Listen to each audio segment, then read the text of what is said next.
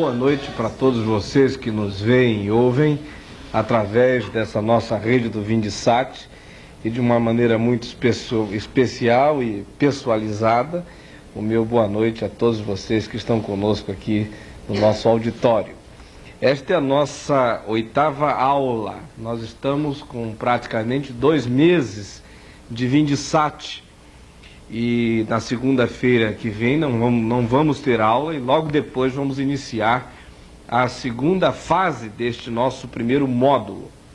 No entanto, a aula de hoje praticamente introduz tudo quanto nós vamos tratar no mês de maio e no mês de junho. Por isso eu gostaria que você estivesse absolutamente atento, porque as coisas que nós vamos dizer aqui tanto introduzem como estabelecem referenciais e princípios que vão nos nortear, que vão nos ajudar nos próximos 2 meses. Nosso tema de hoje fala a respeito da dinâmica da vida de Jesus. Isso porque o modo de Jesus viver, o modo histórico de Jesus existir, sem dúvida, foi o modo mais dinâmico que já se viu e já se presenciou na história humana. Dinâmico, porém equilibrado. Dinâmico, porém sem ativismo. E essas são realidades difíceis de serem conciliadas nas vidas da maioria das pessoas, em cujas existências quase sempre, aonde há dinâmica, nem sempre há equilíbrio. E aonde há dinâmica, quase sempre há ativismo. Jesus conseguiu ser dinâmico e manter o equilíbrio, conseguiu ser dinâmico sem cair no ativismo, sem roubar das suas ações a qualidade de cada uma delas. Nós também vimos nas aulas anteriores que esse seguir a Jesus implica em pelo menos 6 realidades. Até agora nós estamos tratando apenas de um único versículo do Evangelho de Lucas, daquela convocação do Senhor Jesus quanto a que o sigamos, quando ele nos disse que o discípulo é aquele que, de fato, ouvindo a sua convocação, se dispõe a negar-se dia a dia e tomar a sua cruz e então segui-lo. Nesta pequena formulação, nós encontramos o cerne, a síntese, o sumariar das noções mais profundas, mais nítidas e mais desafiadoras do que significa ser um discípulo de Jesus. E essas 6 realidades básicas às quais eu há pouco aludi são as seguintes. Primeiro, nesta fórmula, neste convite do discipulado, nós encontramos a afirmação de que ser discípulo é uma possibilidade. Vocês se recordam de que o texto começa com um se alguém quer vir após mim. Esse se é uma possibilidade, não é uma utopia. Em segundo lugar, se afirma para cada um de nós que essa convocação não é elitista. Se diz que é para qualquer um. Se alguém, qualquer um, eu, você, gente desqualificada do ponto de vista da moralidade exagerada e meticulosa. Jesus está dizendo que qualquer um pode candidatar-se. E ainda se diz que isso demanda vontade absolutamente radical quanto a assumir as implicações, porque não se trata de uma brincadeira. Ele diz, se alguém quer, e nós vimos que é preciso querer mesmo. Em quarto lugar, vimos ainda que isso implica em humildade para aprender. Não se trata de um PhD, ao fim do qual a gente sabe tudo. Ao contrário, a convocação é para que se assuma existência fora a noção e a compreensão básica de que Jesus será sempre aquele com o qual nós haveremos de aprender a viver. E em quinto lugar, eu lhes disse que essa convocação passa pela autonegação do egoísmo. Jesus diz que é preciso que a nós mesmos nos neguemos.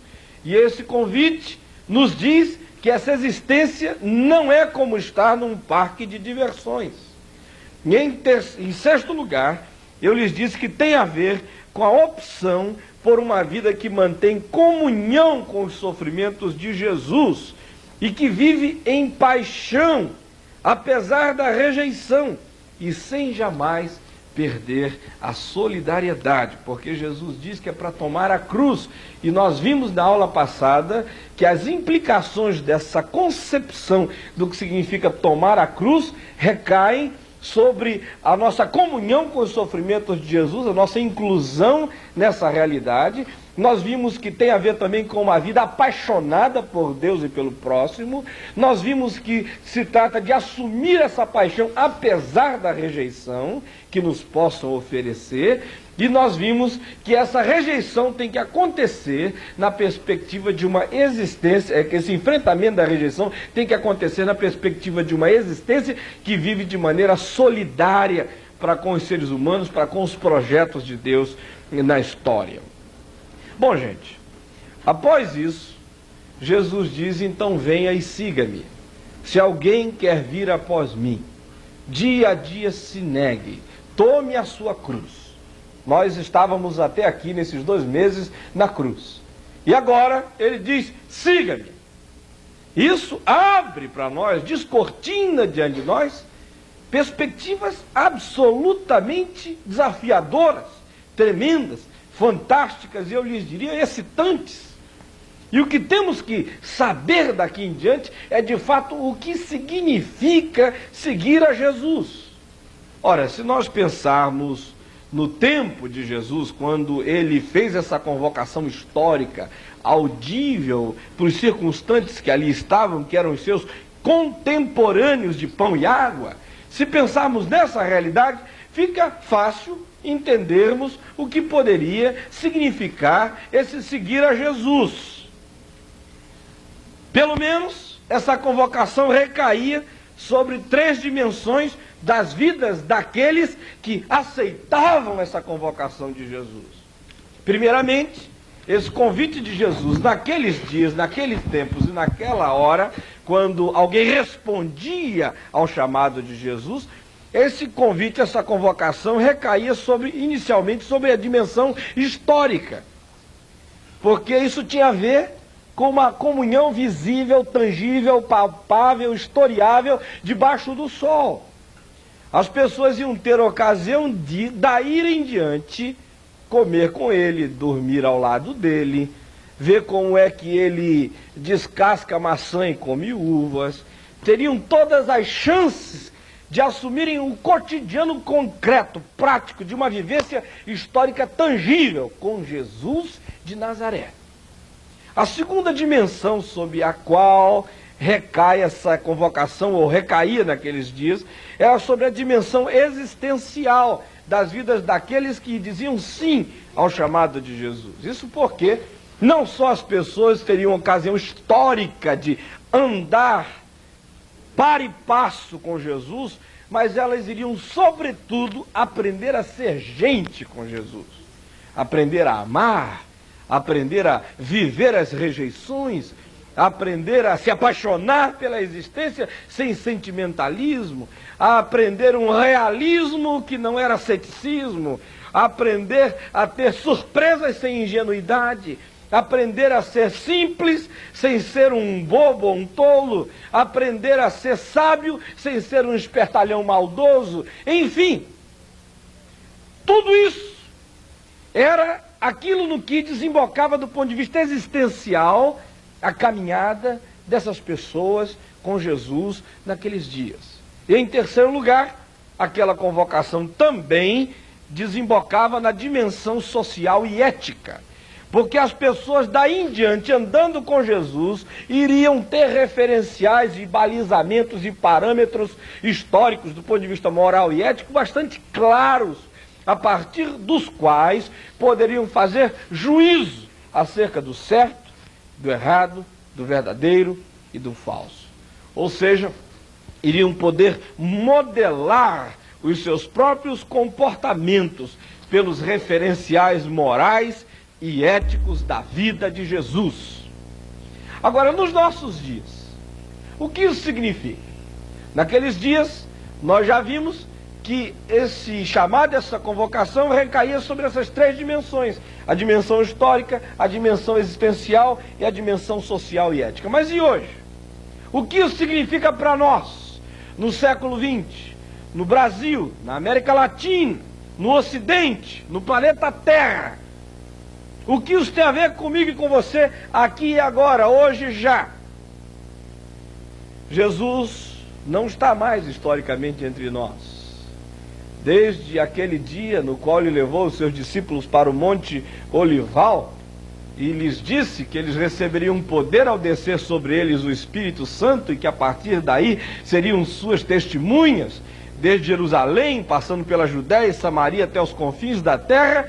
Diz lá o texto de Atos, no capítulo 1, que ele foi elevado aos céus, à vista deles, e uma nuvem o encobriu dos seus olhos, e estando eles com os olhos fitos nos céus, enquanto Jesus subia, eis que 2 varões vestidos de branco se puseram ao lado deles e lhes disseram: homens da Galiléia, por que vocês estão olhando para as alturas? Esse Jesus que dentre vocês foi assunto aos céus, um dia há de vir outra vez.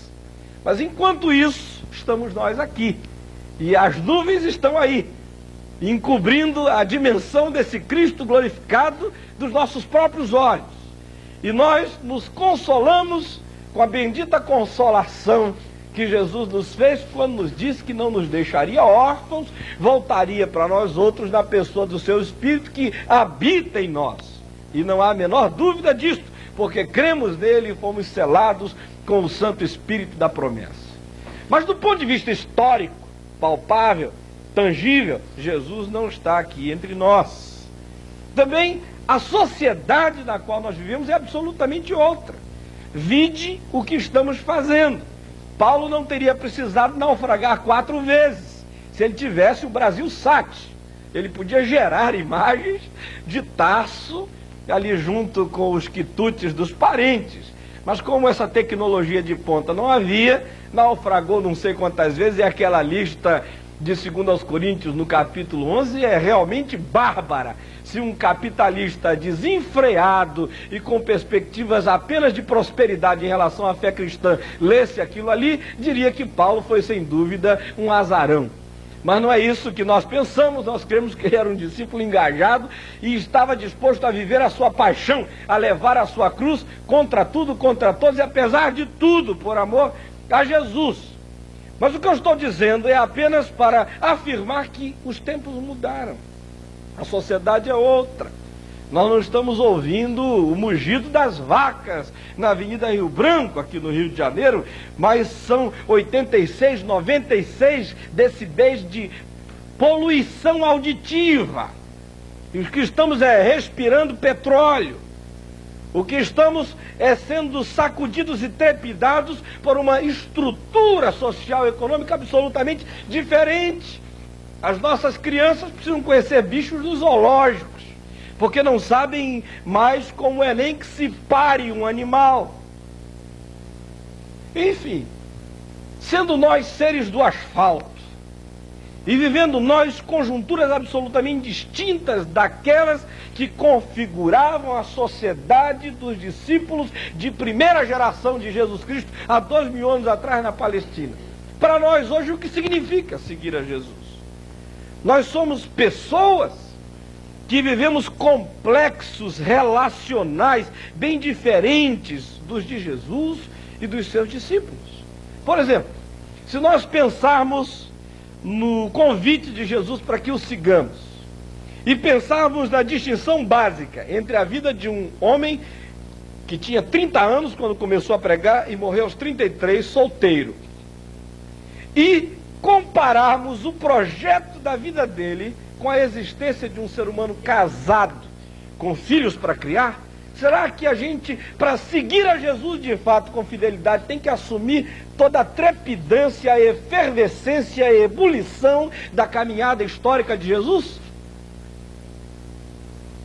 Ou a Bíblia não nos dá conta de como é que um discípulo de Jesus tem que namorar, do ponto de vista explícito, porque em momento algum nos evangelhos há uma configuração de um relacionamento dessa natureza.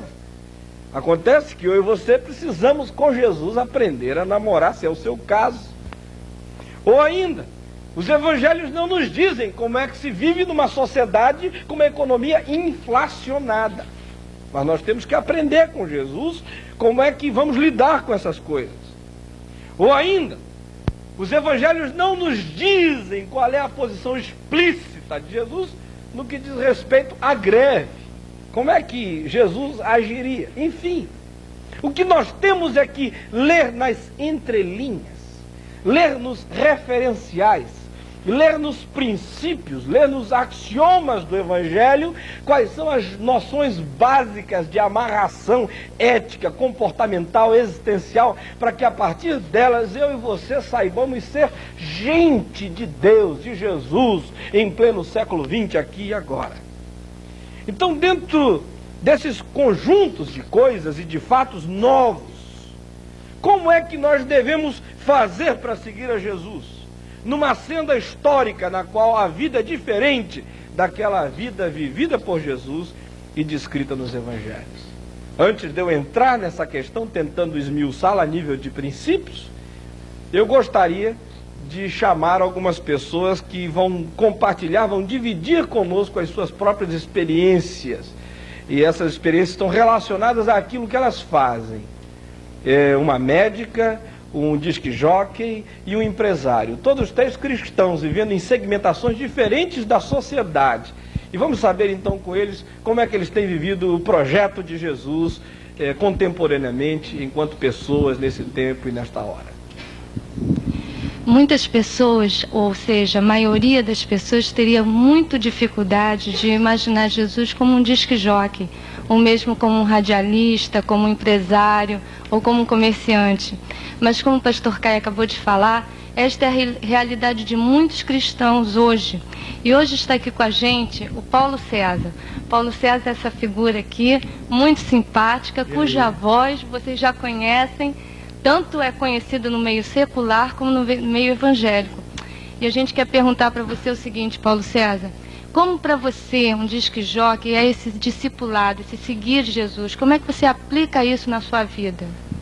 Bem, boa noite para todo mundo, boa noite, pastor Caio Fábio. Boa noite. Eu aprendi a fazer rádio com Jesus. Mas aprendi com a Bíblia a saudar todo mundo com graça e paz. Amém. Quando eu não saúdo ninguém com graça e paz, eu fico sem graça. Então, Jesus me ensinou de que rádio é alguma coisa assim muito dinâmica, muito ao vivo, em que eu posso chegar ao mesmo tempo num presídio, posso chegar ao mesmo tempo no automóvel, posso chegar numa casa. Eu, por exemplo, eu fui alcançado no presídio. Eu fui viciado em tóxico e de repente ouvindo um programa de pagode, de samba, de repente entrou uma vinheta, ou seja, um pedacinho de uma música que dizia assim: mas Cristo transformou o meu ser, grande diferença faz. Faz diferença ter Jesus. Quando essa frase entrou pela rádio, impactou assim meu coração, meus ouvidos, aquilo me balançou. Será que faz ou não faz diferença ter Jesus? Hoje, por exemplo, eu trabalho em rádio secular, uma série de rádios aí, e toda vez que eu tenho chance, que é quase toda hora, eu falo para você, falo para as pessoas, de que faz diferença ter Jesus. Por exemplo, eu estava certa vez entrevistando a rapaziada do RPM, um conjunto muito conhecido, e eu fazendo meu trabalho profissional, e virei então para o Paulo Ricardo e falei assim: Paulo Ricardo, faz diferença ter Jesus na vida ou não? Ele me respondeu a resposta mais óbvia: deve fazer. Falei: experimente. Virei-me para o Cazuza, que está se indo. Cazuza, faz diferença ter Jesus. E virei para outras pessoas, mas antes de perguntar a essas pessoas, eu falo para elas entre uma música e outra, ou entre um comercial e outro, de que aquilo que eu mais gostaria que você tivesse é aquilo que eu tenho. E eu não tenho mais nada a não ser o que, uma vez ouvindo o pastor Caio Fábio falar, sempre ouço: tenho a mais rica pobreza. Outro bem não tenho além de ti. Amém. Então isso eu tenho falado para as pessoas. E como profissional de rádio, falando para você agora através de um audiovisual, quero dizer a você que, apesar de toda essa dinâmica da rádio, apesar de todos esses conjuntos, ou mesmo até com eles, Jesus tem sido assim a figura mais fantástica na minha vida. Ele tem entrado no meu coração e através do que Jesus tem me ensinado. Que fazer rádio é passar para as pessoas aquilo que elas mais querem. E eu tenho passado aquilo que eu tenho certeza que elas mais precisam, de que é do amor de Deus, de que com tudo isso que acontece por aí, e com as músicas que vêm e que se vão, elas têm uma rotatividade tão grande. Esse Jesus que a gente segue, esse Jesus que eu abracei, e que você abraçou, deve abraçá-lo, todo dia e toda hora. Ele é alguma coisa das mais fantásticas e mais dinâmicas. O rádio, ele tem assim a facilidade de ser um veículo de comunicação ao vivo e imediato. E a mensagem de Jesus é essa: eis aqui agora o dia aceitável, eis aqui agora o dia da salvação, é hoje. Então, como radialista, eu quero dizer a você, como disc-jockey, de que não tem coisa mais fantástica do que ter Jesus no coração. E é com prazer que eu o abraço, é com prazer que eu o abracei e falo para todo mundo de que Ele é a minha razão de ser. Amém. Que bom, viu, Paulo? É muito bom mesmo. E como vocês podem ver, ser disc-jockey, ser radialista, quando Jesus já fez uma diferença, já fez a sua vida diferente, é outra coisa, né? Que ótimo. E agora, para a Suzuki também, essa moça simpática que está aqui, ela é aluna do Vindisat e é médica cardiologista. Suzuki, hoje em dia a medicina está muito deturpada, até mesmo desmoralizada. Dizem muitas pessoas, né? Veem muitas pessoas isso. Como é que um médico cristão age nesse seguir Jesus dentro da prática médica hoje? Bom, a medicina é conhecida como sendo um sacerdócio, mesmo entre os incrédulos. É dito isso, inclusive, nas faculdades, né? Ainda mais, então, para o cristão que encontrou na cruz de Cristo as respostas para a dor, para o sofrimento e para a morte. Mais ainda, então, que ele deve exercer a medicina como um sacerdócio. Isso. E você acha, então, que o cristão médico tem mais responsabilidade ainda? Muito mais. E por quê?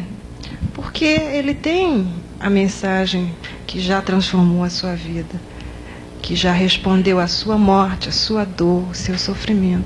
Ele está numa oportunidade à beira do leito, de poder responder a quem está também sofrendo, não só a cura, a dor física, mas a dor moral, né? A dor espiritual.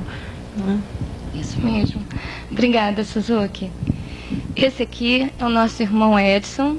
Obrigada. Nosso irmão Edson Leitão, ele é empresário, é presbítero na Catedral Presbiteriana do Rio e está aqui com a gente. E a gente quer perguntar dele o seguinte: no mundo de hoje em que nós vivemos, nesse afã comercial e de pessoas querendo lucrar, querendo ganhar dinheiro, querendo se dar bem, nesse mundo de negócios e nesse país principalmente que nós vivemos, como é esse seguir a Jesus? Bom, eu poderia dizer que é fácil quando a gente tem convicção do que seja Cristo em nós. E quando a gente procura viver uma vida autenticamente cristã, despreocupado de qualquer reação ou de qualquer consequência.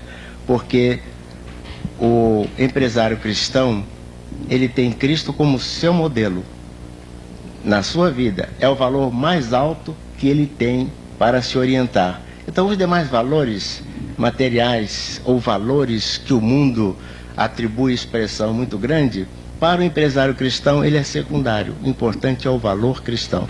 Então, isso numa negociação é sempre frequente a gente encontrar situações difíceis, mas quem atua profissionalmente e conhece a sua atividade e estuda e se aplica, ele tem a vantagem de negociar livremente no mercado competitivo em igualdade de condições com o que ele está negociando. Mas ele tem uma vantagem, é que ele tem uma fé, ele tem uma coerência de atitude que impõe respeito. Só a coerência de atitude, a vida vivida segundo o padrão, o modelo cristão, já impõe ao empresário uma situação bastante vantajosa. Uma vez, numa discussão com um empresário, ele, crente, nós estávamos discutindo bastante acirradamente, cada um defendendo a sua posição, como é natural, ele lembrou uma palavra de Jesus, disse assim: não, você está me entendendo mal, eu tenho convicção daquela palavra de Jesus que disse: de que vale ao homem ganhar o mundo inteiro e perder a sua alma? Nesta negociação eu não quero perder a minha alma, eu não quero ganhar muito nem ganhar o mundo inteiro. Eu achei muito bonito aquilo, e foi também um ensinamento para mim, essa postura.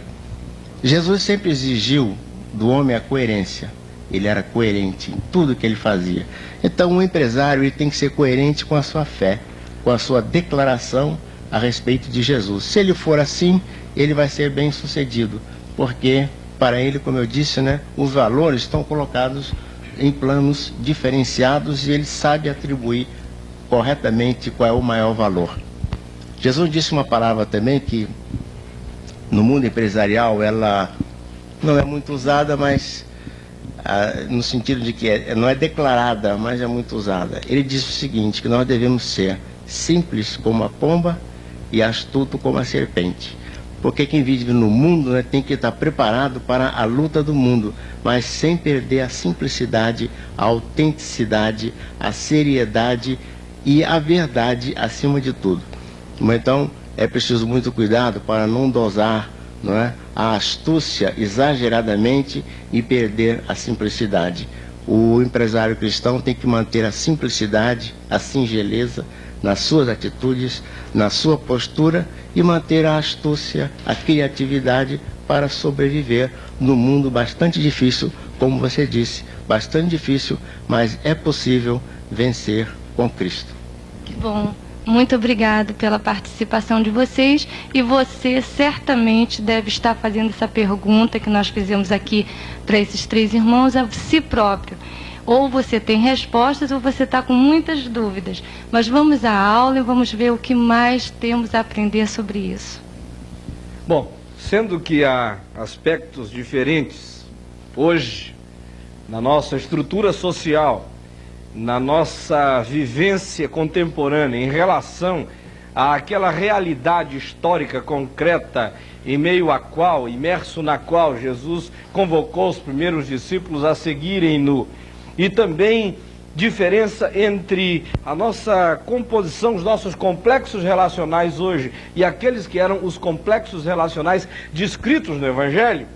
Então, isto posto e estabelecidas essas diferenças, é que nós devemos, a partir daí, perguntar como é que se pode ter parâmetros seguros hoje para que possamos seguir definitiva, profunda e engajadamente o Senhor Jesus Cristo, sem estarmos com medo de que, de algum modo, em função de tanta distância de tempo, nós estejamos hoje vivendo um cristianismo absolutamente esquálido e sem nenhuma vinculação com os interesses e com as intenções mais cálidas e mais radicais do coração de Jesus Cristo, nosso Senhor.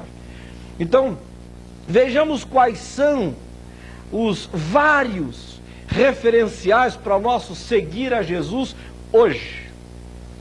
A primeira referência que eu quero colocar diante de você é a referência da atitude interior que um cristão deve ter, e uma atitude semelhante àquela que Paulo diz em Filipenses, no capítulo 2, no verso 5, havia no coração do Senhor Jesus. Aqui há uma convocação ao discipulado do ponto de vista emocional, do ponto de vista existencial, do ponto de vista interno. Quando a palavra de Deus diz em Filipenses 2,5, tende em vós o mesmo sentimento que houve também em Cristo Jesus, pois ele, subsistindo em forma de Deus, não julgou como usurpação o ser igual a Deus, antes a si mesmo se esvaziou, assumindo a forma de servo, tornando-se em semelhança de homens e reconhecido em figura humana, a si mesmo se humilhou, tornando-se obediente até a morte e morte de cruz. O que é que esta porção da palavra de Deus está dizendo a cada um de nós? Primeiramente, o que se afirma é que um cristão, para que tenha a atitude interior que norteava, que balizava a caminhada de Jesus, precisa ter dentro de si um sentimento de serviço. Porque Jesus não quis nem mesmo ser Deus para si próprio. Ele queria ser Deus para os outros.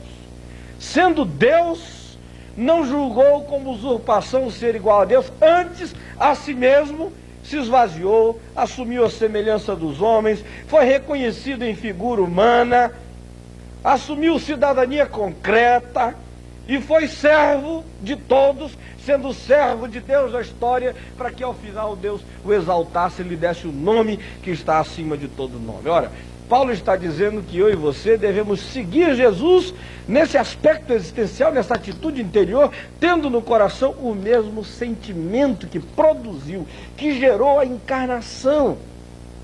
Isso nos leva a perguntar: qual a orientação da minha vida? Ou seja, eu olho para a vida e oriento a minha caminhada na direção de quê? Eu estou orientando a minha caminhada na direção do meu próximo ou apenas em direção dos meus egoístas interesses?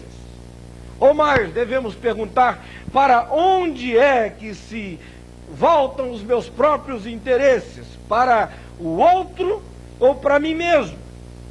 Ou ainda, você deve perguntar que tipo de realização que você gostaria de ter na vida.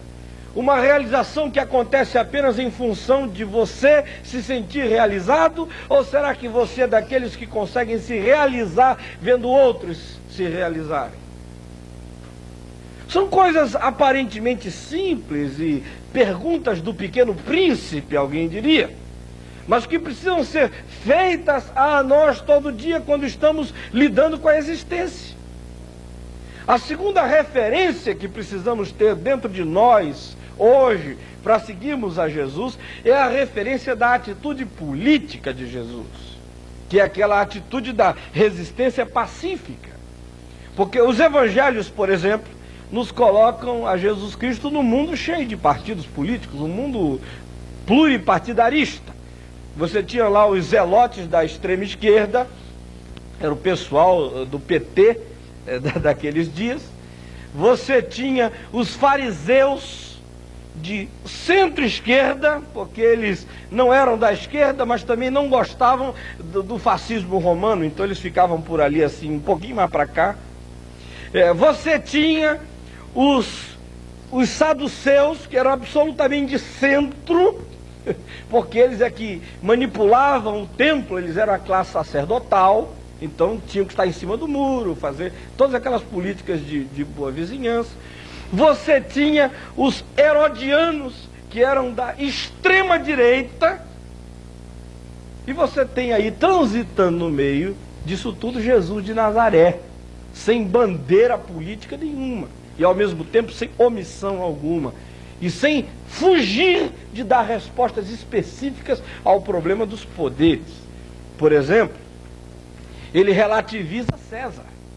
Quando a gente lê os evangelhos e a declaração de Jesus dizendo que nem tudo era de César, ou seja, dai a Deus o que é de Deus, dai a César o que é de César, isso para nós é uma banalidade, porque hoje em dia isso parece óbvio que nem tudo é de César, mas naqueles dias César era o divino, era Deus, era o absoluto. E Jesus estava fazendo uma declaração chocante, ele estava relativizando o imperador, dizendo que nem tudo era dele.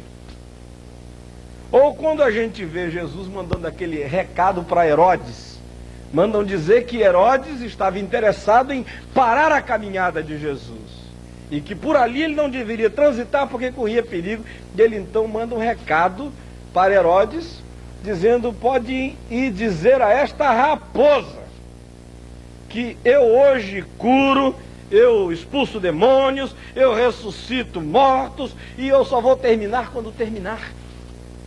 Em outras palavras, Jesus estava dizendo que o reino de Deus prosseguiria apesar do Estado.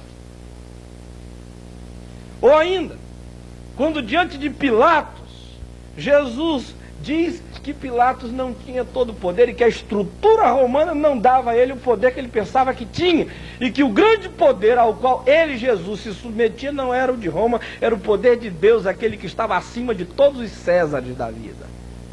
Ora, se a gente pensar um pouco a respeito dessas declarações, nós tiramos uma posição não partidária política, mas uma posição do ponto de vista de como devemos nos comportar diante dos poderes desta vida.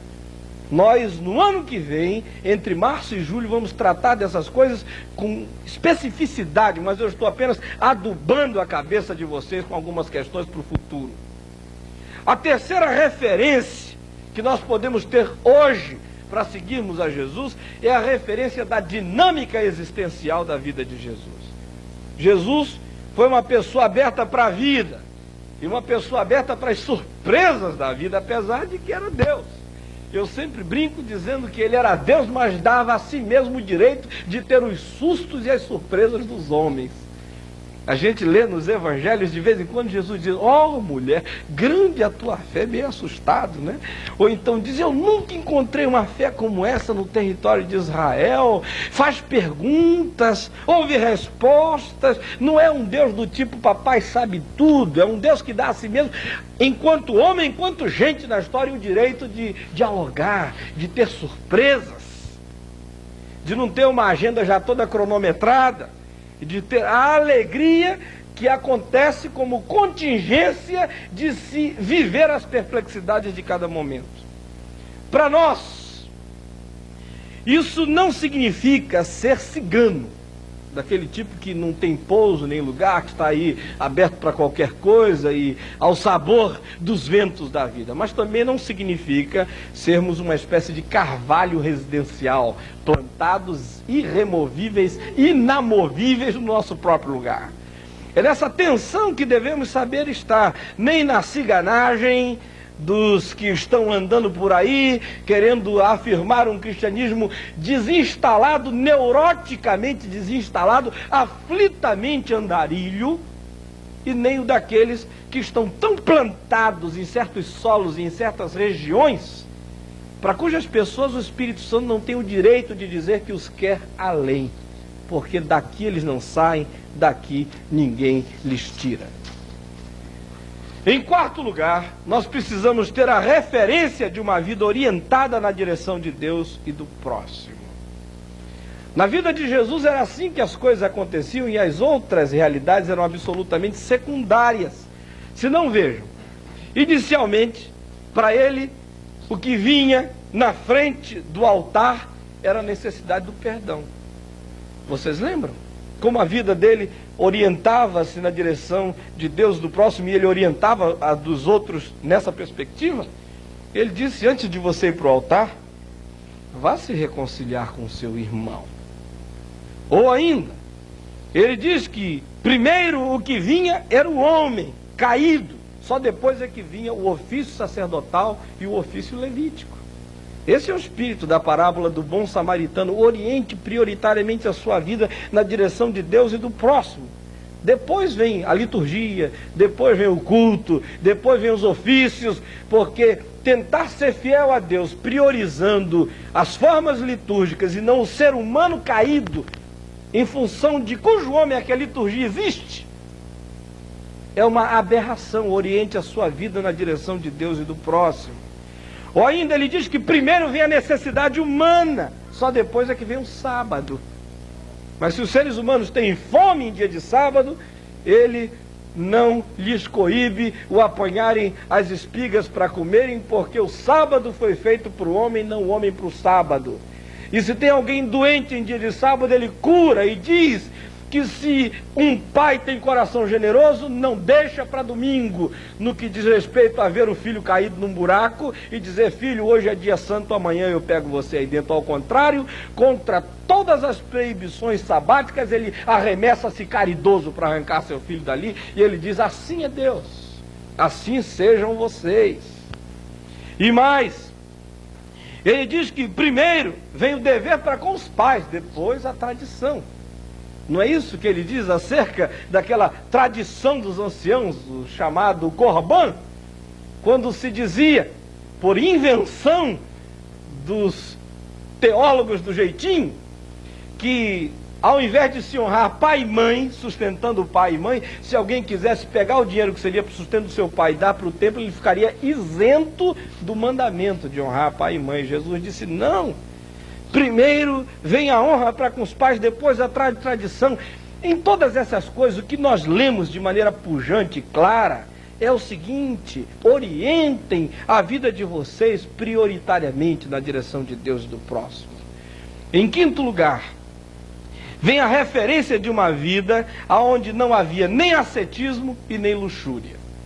Bom, neste ponto, eu gostaria que você considerasse aquilo que nós temos a dizer, porque essa realidade pode ajudar bastante você no que diz respeito a orientar a sua vida nesse tensionamento, onde o que aparece e o que surge é um estilo de vida simples e a modéstia. Se não, observe, na vida de Jesus não havia ascetismo. Ele tinha uma túnica bonita, não é? Um asceta jamais se vestiria daquele jeito. Ele gosta da boa comida e quando realizou o milagre de transformar água em vinho, tratou de fazer o melhor vinho. Um asceta também não faria daquilo, ia preferir tomar vinagre para sentir um gosto ruim e tal.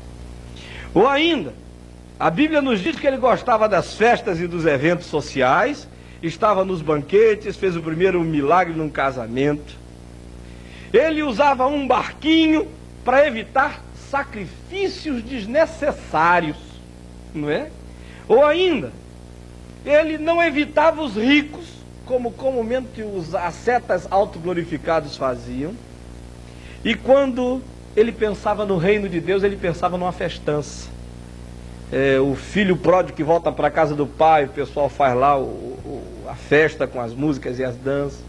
O reino de Deus é como uma boda de alegria, um casamento esfuziante. O reino de Deus traz consigo a alegria da mulher que sente o alívio de um filho que nasce. O reino de Deus é assim como a alegria de um homem que ficou rico, sortudo da noite para o dia, e achou um tesouro e saiu pulando de alegria, está disposto a qualquer sacrifício para continuar vivendo no que descobriu. Enfim, essa jamais seria a mentalidade de um essênio lá de Qumran, ao sul da Judéia e ao norte do deserto do Negueb, lá no litoral do Mar Morto. Jamais seria a mentalidade de alguém assim. Jesus não é um asceta, mas também não vive na luxúria. Se não, vejam, ele não vive na luxúria porque sabe dormir em qualquer lugar. Ele não vive na luxúria porque ele orientava a sua vida não apenas na direção do conforto. Obviamente que ele não faz opção por uma vida de faqui. Ele, de vez em quando, a palavra de Deus nos diz que ele está na casa dos amigos, mas a orientação da vida dele não era na procura do conforto. E mais ainda, ele vivia entre os pobres como um deles. E uma pessoa que tem uma mentalidade tomada pela luxúria não consegue viver esse projeto de vida. Em sexto lugar, vem a referência de uma vida onde todas as dimensões da existência estavam integradas. Preste atenção nisto. Na vida de Jesus não aparecem traços algum de seccionamento, de departamentalizações, de segmentações estanques e separadas da vida. Ao contrário, tudo estava integrado. As dicotomias e as dualidades não aparecem no viver de Jesus. Ele anuncia que o culto tem que ser integral. Um culto que envolva o corpo, que envolva a mente, a força e a alma. Não é assim que ele diz que Deus tem que ser adorado? Com todo o entendimento, com toda a alma, com toda a força, de todo o coração, com um corpo santo, uma mente inteligente, uma força física útil e uma alma sensível. Não há aqui exacerbação de parte alguma, como acontece entre nós evangélicos. Há daqueles que exacerbam a mente, há daqueles que exacerbam só a emoção, há daqueles operosos, tipo teologia da libertação, que só espiritualizam a força utilitária, e há daqueles que são os hipersensíveis, os só da alma e das emoções floreadas. Na vida de Jesus, o físico e o espiritual estavam juntos. E ainda o profano e o sacro eram indistinguíveis. Vocês querem ver isso? Abram, por favor, em Marcos, no capítulo 5, do verso 1 ao verso 43. Todos abram para acompanhar o que eu tenho a lhes dizer. Marcos 5, do verso 1 ao verso 43. No início deste capítulo 5 se diz que Jesus vai a Gadara e liberta um endemoniado, o endemoniado de Gadara. E ele foi num barco, e o verso 21 diz que ele volta no barco e chega a outra margem. E o que é que acontece? Ele sai do cemitério de Gadara, de uma visita a um possesso, passando perto de sepulturas, e mais ainda, andando perto de porcos, porque foi nos porcos que os espíritos malignos entraram, e sai daí e vai para o outro lado do mar da Galileia. E o que acontece? Diz a palavra de Deus que ele acaba indo passar o fim da tarde na casa do chefe da sinagoga, o Jairo. Vocês podem imaginar isso, esse trânsito entre a profanidade absoluta e a sacralidade total. Isso é um dia só de Jesus. Ele vai do endemoniado ao presidente do presbitério. Vai do endemoniado ao presidente da Convenção Batista Brasileira. Vai do endemoniado à casa do arcebispo. Para ele não há essa distinção, essa fronteira entre o profano e o sacro. O que há é a vida, para ser vivida, integrada em todas as suas dimensões. E esse é apenas um dia da vida de Jesus, que dia extraordinário de integração total das partes da existência. Em sétimo lugar, minha gente, aparece a referência de uma vida santa, porém não neurótica. A santidade de Jesus não passava pela psicose nem pela neurose, como frequentemente acontece entre nós, nos nossos projetos de santarronice adoecida. Uma das provas de que a vida santa de Jesus não conhecia a neurose, as fobias autodefensivas, está no relacionamento dele com as mulheres. Ele conseguia ser amigo de mulheres, sem precisar ter um secretário vigiando a conversa. As mulheres o tocavam, é o que diz a palavra de Deus, pelo menos em 2 ocasiões. Beijam-lhe os pés, o tocam, enxugam lágrimas com os cabelos nos pés de Jesus, o ungem, o servem, como diz Lucas 8, de 1 a 4. E mais, ele ensina as mulheres, e Maria, irmã de Marta, consegue se assentar aos pés dele para ouvir uma lição, sem que precisasse haver um diácono policiando. E ele também não temia a solidão de um diálogo com uma mulher. É o que diz João no capítulo 4, apesar de que os discípulos dele tinham outra cabeça.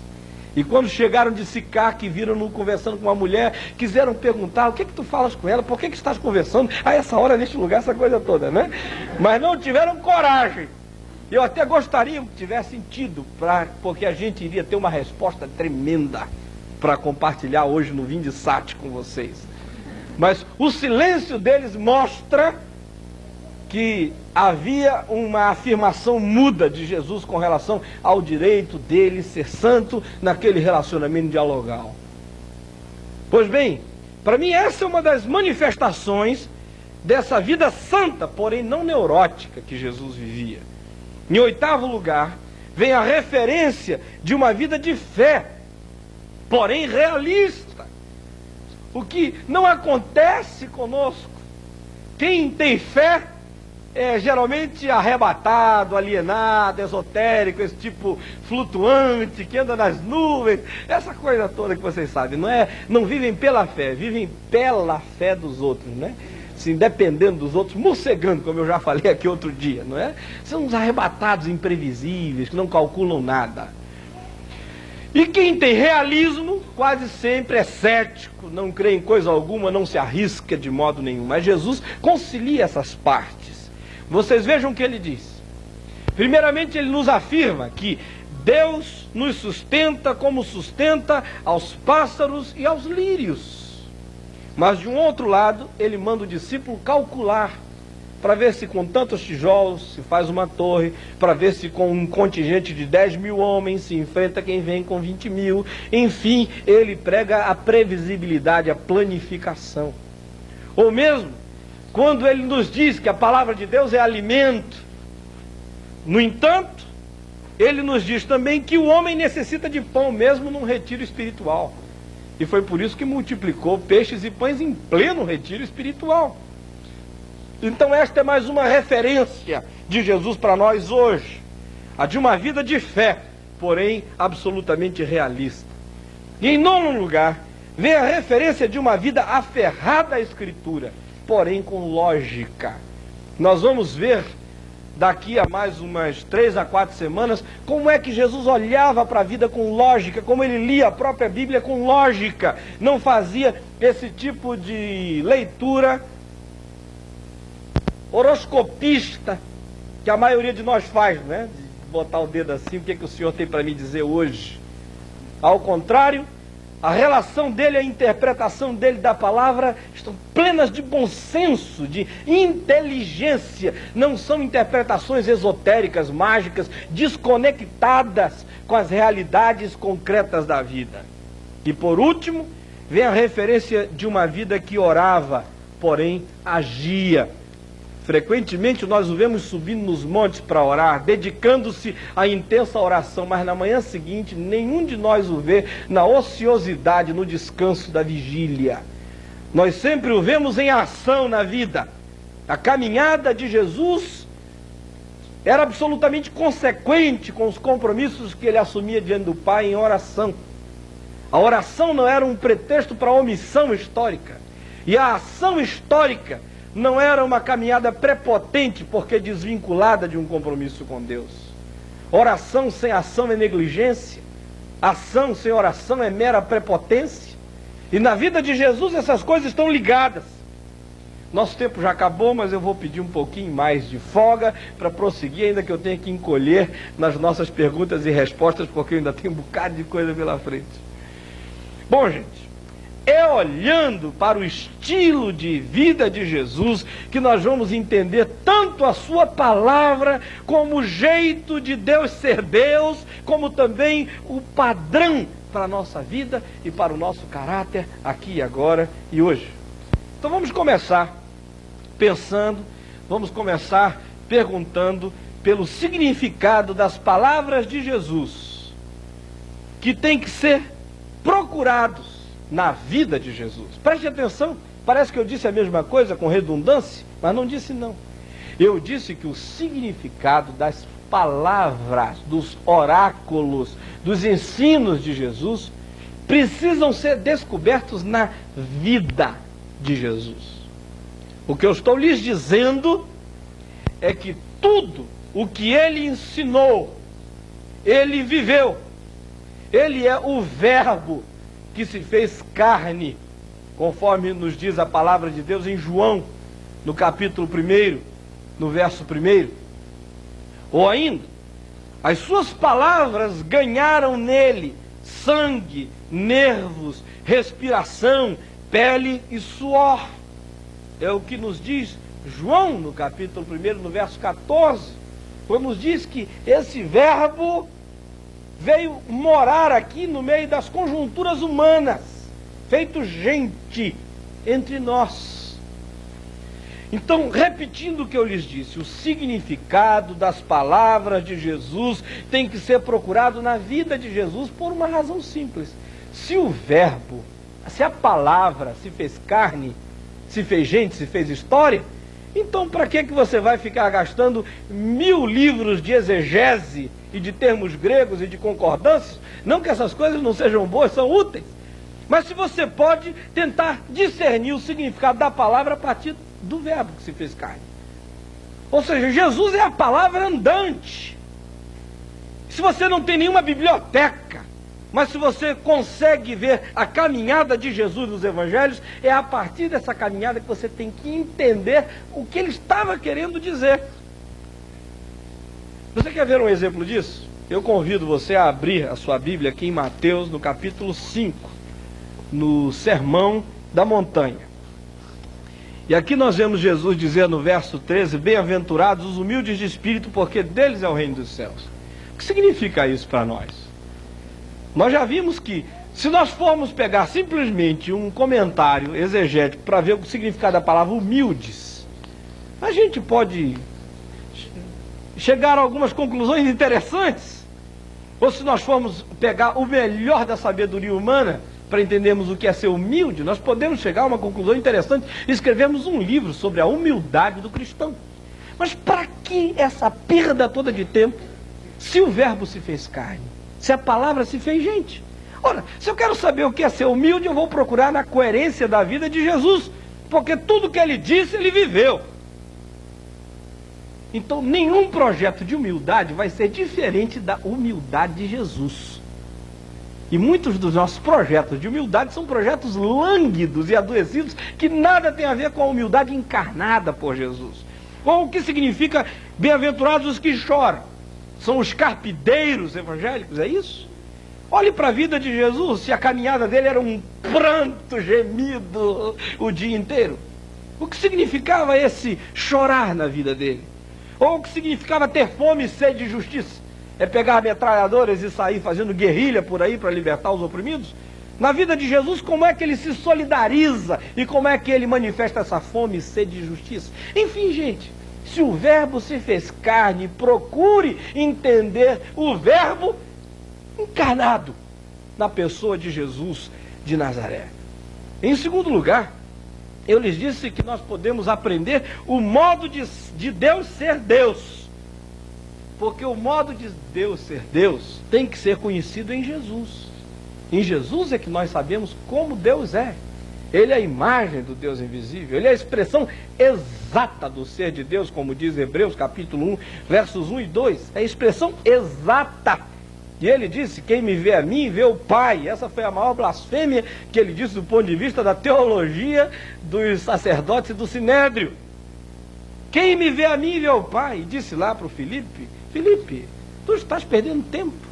Quem me vê a mim, vê o Pai. Como dizes tu, mostra-nos o Pai. Não crês que eu estou no Pai, que o Pai está em mim. As palavras que eu vos digo, não as digo por mim mesmo, mas o Pai que permanece em mim faz as suas obras. Crede-me que eu estou no Pai, que o Pai está em mim. Crede-me ao menos por causa das mesmas obras.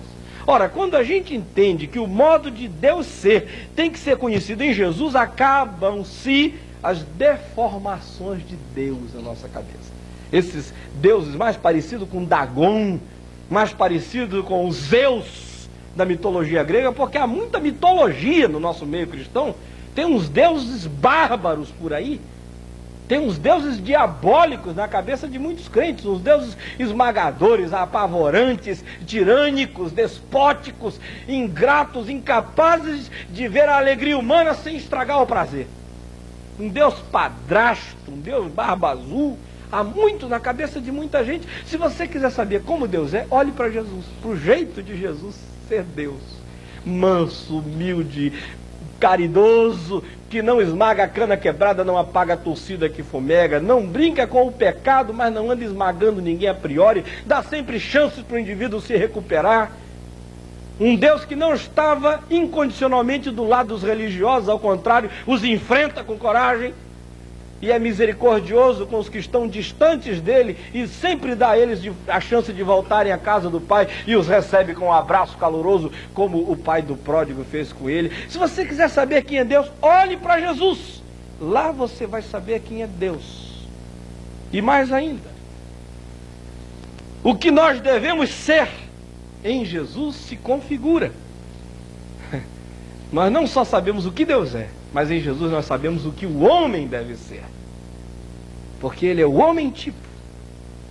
A palavra de Deus diz em Colossenses, no capítulo 2, no verso 6. Ora, como recebestes a Cristo Jesus o Senhor, assim também andai nele.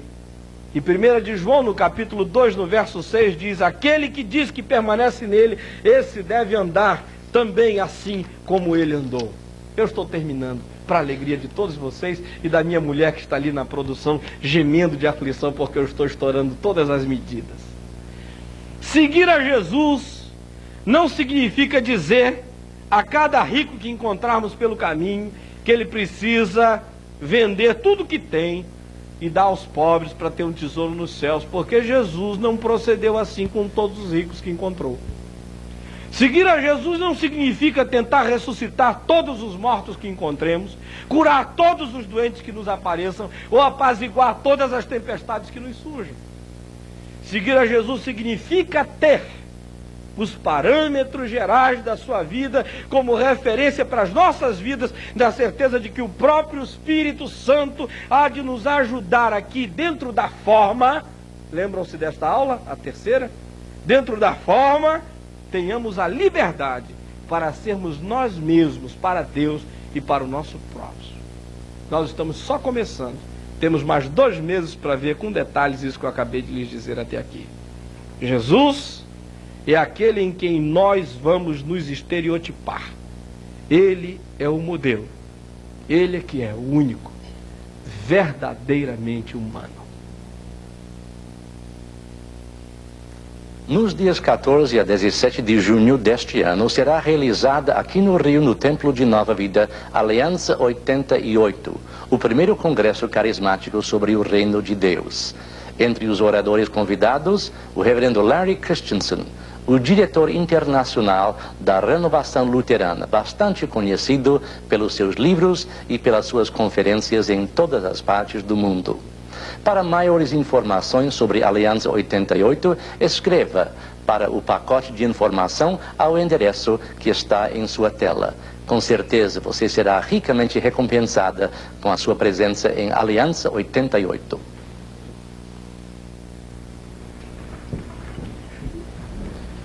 O Vindisat reservou este espaço para você anunciar o seu produto, o seu negócio, a sua empresa ou até, quem sabe, algum evento promovido por sua igreja local. E assim como a Editora Vida e a comunidade Nova Vida têm feito ultimamente, anuncie você também no Vindisat. Ligue para a gente e nós lhe daremos todas as informações necessárias. O que você acha do cristão se envolver com a política? Alex, como você vê o cristão participando de greves? Bem, Renato, o cristão participando de greve, eu tenho uma opinião bem própria a esse respeito. Isso também daria um papo umas 2 horas. Mas por quê? Porque Cristianismo e Política, um livro do pastor Robson Cavalcante, une a teoria bíblica e a prática histórica para responder a essas e a outras perguntas. O pastor Robson Cavalcante tem anos de participação política e nem por isso tem deixado de viver o cristianismo. Você pode encontrar esse livro na livraria evangélica da sua cidade ou pedi-lo através do seu coordenador. O Vindisat também está muito contente com as visitas que tem recebido. E hoje nós temos a visita de Wilson Narciso e Maria das Dores, de Goiânia. Aldinha vai falar com eles. Este aqui é o irmão Wilson. Ele e sua esposa Maria das Dores estão aqui nos visitando e trouxeram também muitos visitantes.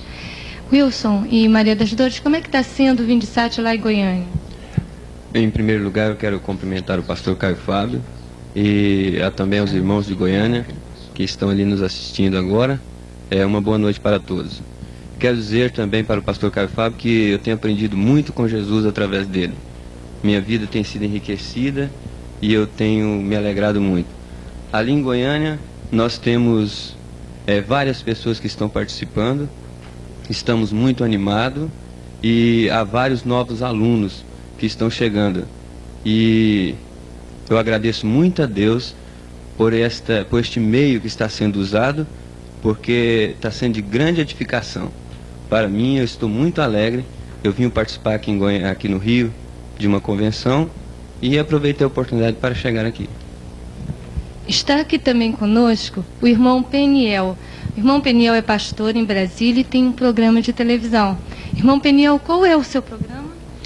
Nós temos a oportunidade de apresentar em Brasília o programa Cristianismo Hoje, que é apresentado através da TV Capital, Canal 8, todos os sábados, às 12h30. E o senhor, como um homem, como pastor e também uma pessoa que lida com televisão, como é que o senhor está vendo o Vindisat? Eu poderia dizer que eu me sinto hoje, assim, reconfortado por uma tríplice alegria. A primeira alegria é de saber que o deserto não é tão árido como às vezes nós pensamos, né? Estamos trabalhando em televisão e vemos esse pioneirismo do pastor Caio entrando via satélite para todo o Brasil, um trabalho que realmente é extremamente importante. E essa é a minha segunda alegria, saber que muitas vezes as nossas evasivas não se justificam. Alegar simplesmente que as portas estão fechadas é uma fuga que não se justifica absolutamente. As portas estão abertas e o Brasilsat, a Vindisat, é um exemplo claro disso. E a terceira alegria é de estar presente hoje aqui no Rio de Janeiro e poder assistir ao vivo essa aula tão comovente, tão instrutiva, que sem dúvida, não apenas as lições bíblicas, as lições explanadas pelo pastor Caio Fábio, mas a maior lição de todas, que é a lição de que temos de participar do reino de Deus e temos oportunidade para isto. Só não fazemos se não quisermos. Obrigada pela sua participação, pastor Peniel, e vamos agora com a Alex, que tem um aviso importante a dar. Bem, queremos lembrar a você que na próxima segunda, dia 2 de maio, preste bem atenção, próxima segunda, dia 2 de maio, não haverá transmissão do Vindisat, mas retornaremos no dia 9, às 8 horas em ponto, dando início ao segundo bloco do primeiro módulo do curso Vindisat. Assista agora mais esse comercial da Editora Vida. Feita pela maioria dos cristãos. O que Deus tem de melhor para a minha vida? É um livro para quem leva a sério o discipulado. Trata-se de devocionais para a vida diária, que de maneira prática transmitem ao leitor a beleza e poder da vida que tem Cristo como centro.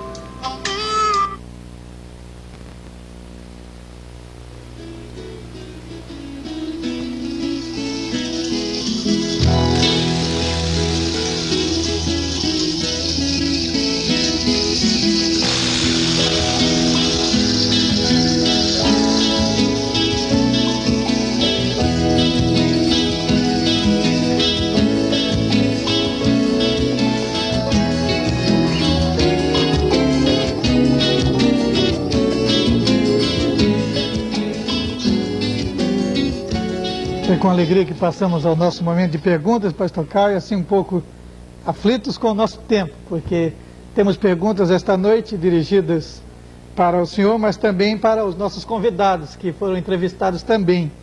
Não é? E gostaríamos então de partir imediatamente e bem objetivamente para estas perguntas. O Renato, nosso irmão Renato, lá de João Pessoa, pergunta. Primeiro ele diz, infelizmente na prática, a fé dos cristãos é medida pela quantidade de dinheiro que eles têm no bolso. Como viver numa economia tão falida e inflacionária e ao mesmo tempo investir num projeto tão grandioso como o Vindisat? Bom, é verdade que não é de hoje, não é aqui no Brasil, é tão somente que se tem essa ideia de que dinheiro no bolso é sinal de bênção.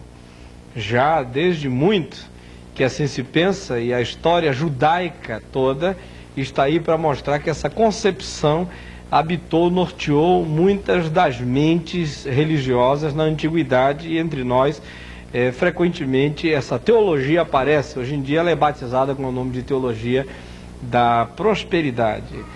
Tais pessoas deixam de verificar, como eu disse hoje nesta aula, que se nós fôssemos medir a vida de Paulo a partir dessa perspectiva, nós teríamos que chamá-lo de um grande azarão, porque diz lá o texto que ele viajava, era assaltado, andava de barco, afundava, entre os amigos era logrado, e de vez em quando tinha que fazer jejuns compulsórios, e diz ele lá, às vezes até com pouca roupa e quase nu.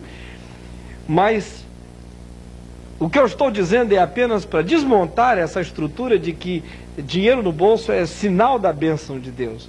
Eu digo num livrinho meu chamado Uma Graça que Poucos Desejam, que dinheiro pode ser uma bênção. Normalmente o dinheiro é uma maldição que pode se tornar numa bênção quando a gente anda com Deus.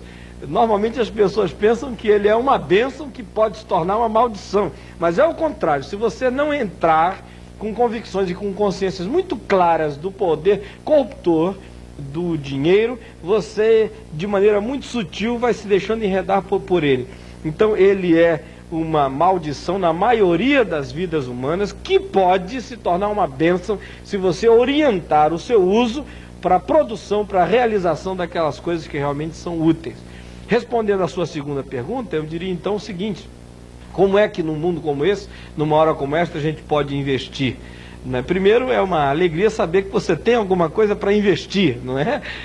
Muitos não têm o que investir.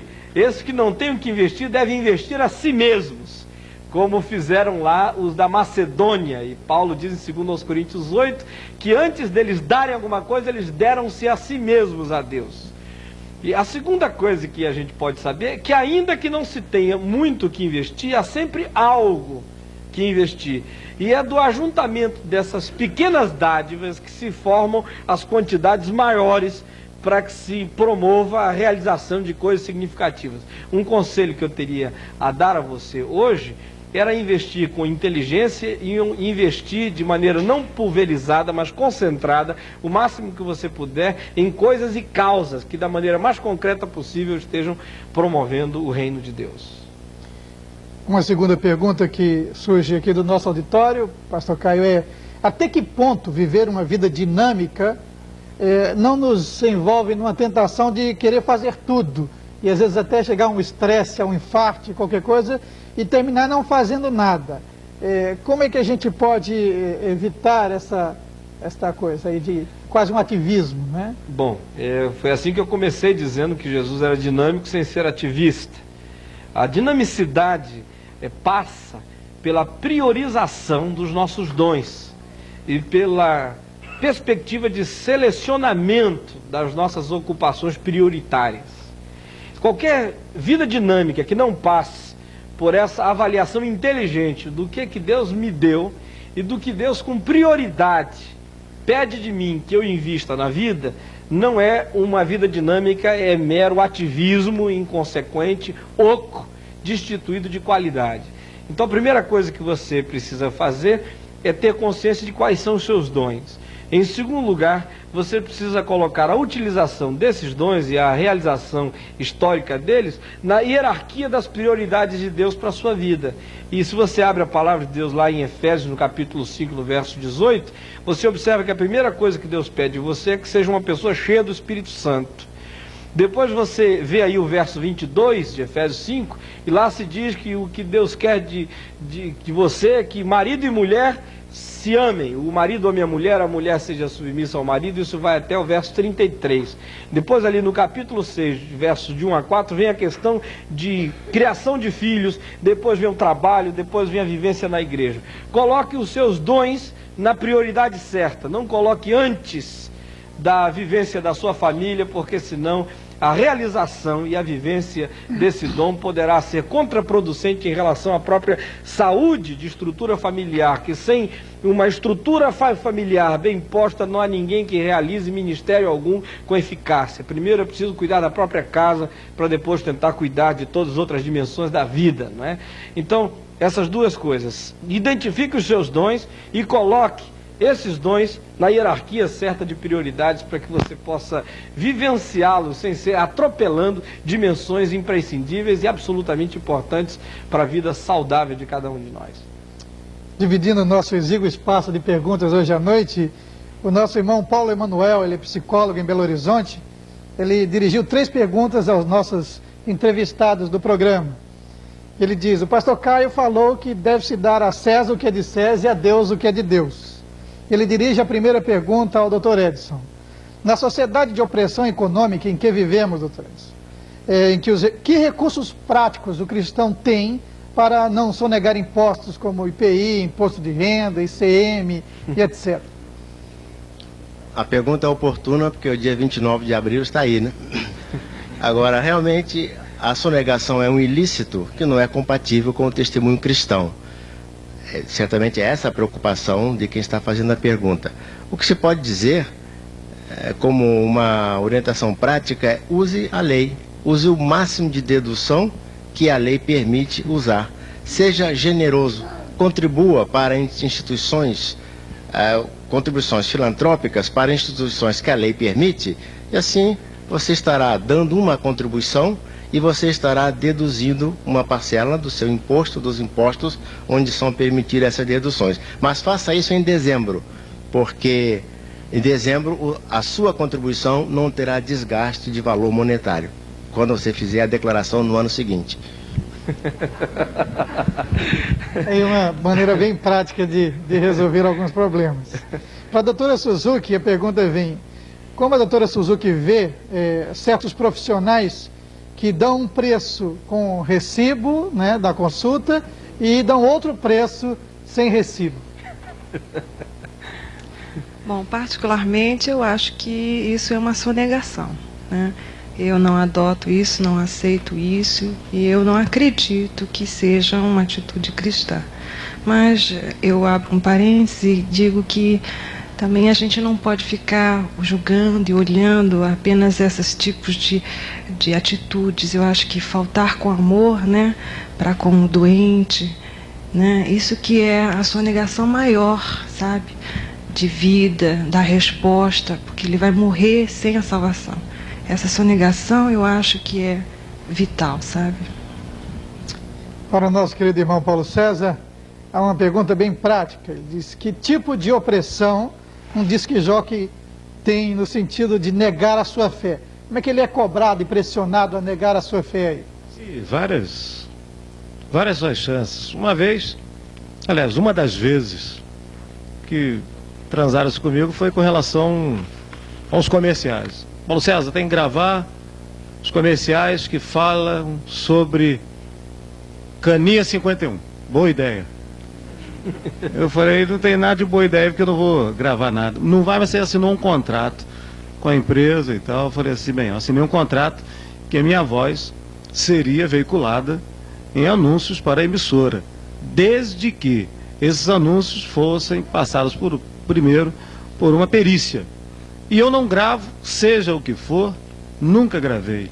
Certa vez também me colocaram, Paulinho, você vai ter que apresentar um especial sobre um especial de heavy metal. Eu falei, não adianta que eu não vou transar isso de jeito nenhum. Então eu tenho sofrido uma série de pressões, inclusive eu trabalhei numa empresa, uma rádio imensa aqui no Rio de Janeiro, em que, exatamente por eu não querer fazer esse tipo de especial de música de heavy metal, eles me demitiram. Só por isso você está demitido, porque você desobedeceu uma das ordens da casa. Eu falei, não é isso. É simplesmente que isso não é compatível comigo. Servir Jesus, seguir a Jesus, é como diz o meu coração no Salmo. Digo as palavras, explode o meu coração. Por isso é que eu não transo isso. Amém. Voltando às nossas perguntas aqui, pastor Caio, de Uberlândia, uma irmã que não se identificou, diz: como colocar em ordem de prioridade coisas da vida de uma mulher casada que tem um período de trabalho fora de casa, filhos e compromissos da igreja, e um marido que não está nesse contexto, que não é evangélico e teria dificuldades de entender as prioridades dela? Bom, eu respondi ainda há pouco. Eu vou só repetir para quem quiser anotar o meu esboço aí de Efésios 5. Verso 18 diz que é para ficar cheio do Espírito, isso independe de frequência à igreja, independe de reunião de oração das senhoras, independe de movimentação, isso acontece na sua atitude diária. E o texto diz lá, não é?